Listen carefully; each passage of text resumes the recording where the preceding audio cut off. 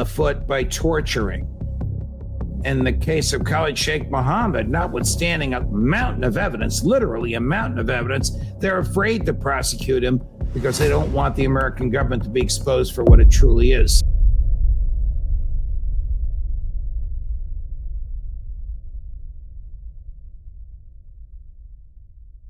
Torture comes home to roost. Hidden within some folks are the souls of saints. Hidden within others are the souls of beasts. You write, torture unleashes the beasts. Nothing is more destructive of human decency.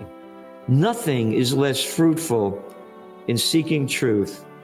Nothing is more totalitarian, and nothing so undermines the government's own case as its use of torture.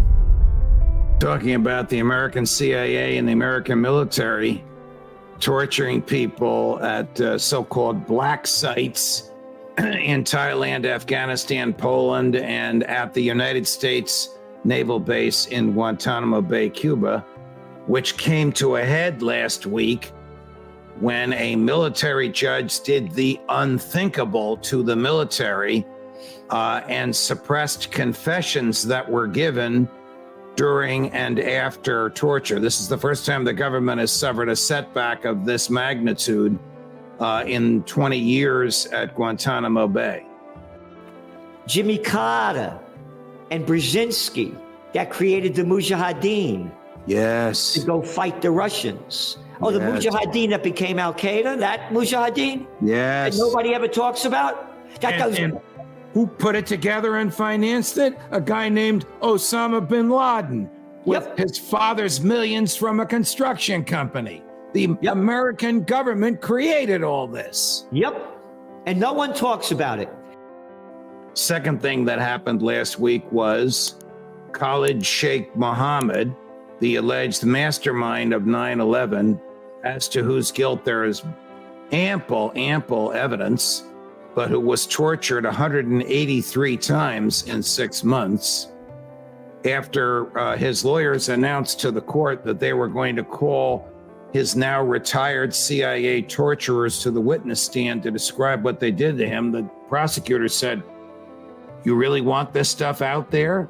We can't defend it. Lawyers are not ethically permitted to defend torture." So Khalid Sheikh Mohammed, who arguably organized the murder of 3,000 Americans, escapes the death penalty and escapes the bowels of Florence, Colorado. That's the American government's supermax, and is now negotiating for a guilty plea with the creature comforts in an above-ground jail.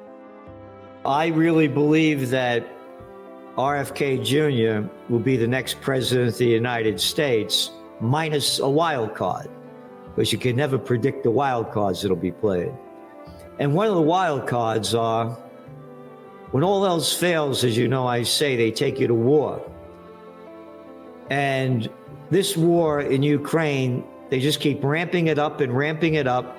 And now the baloney being spilled out by this guy who used to be a sitcom actor in Ukraine and played the piano with his penis. He's saying now that Russia's going to bomb the nuclear power plant that they're in control of.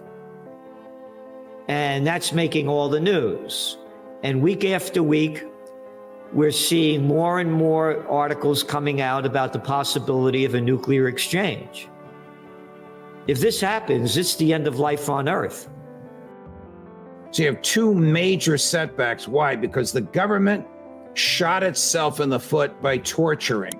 It didn't need to torture Nashiri, the guy who allegedly bombed the USS Cole that killed 17,000 people. That's the confessions that were suppressed. And it didn't need to torture Khalid Sheikh Mohammed. But because it tortured both, in one case now they have no evidence out of his mouth with which to prosecute him.